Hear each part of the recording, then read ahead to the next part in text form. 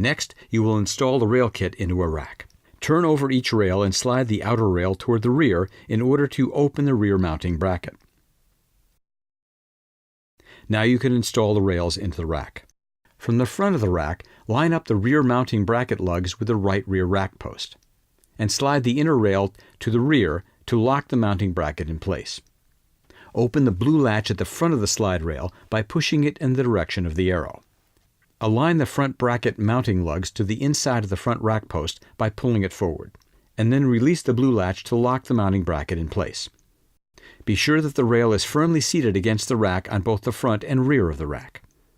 Attach the second slide rail assembly to the opposite side of the rack, making sure that both rails are at the same level. If you have to move a rail to a different rack location, ensure that the inner rail is fully to the rear.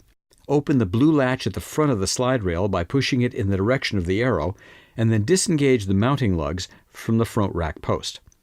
To disengage the slide rail from the rear of the rack, pull the rail forward to disengage the rear mounting bracket.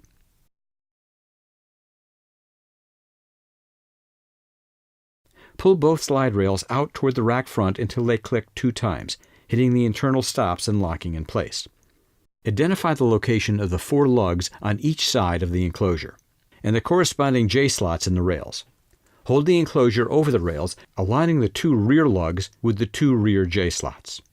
Slowly lower the rear of the enclosure until the lugs slide into the rear J-slots. Then lower the front of the enclosure, ensuring that the remaining lugs slide into the corresponding J-slots.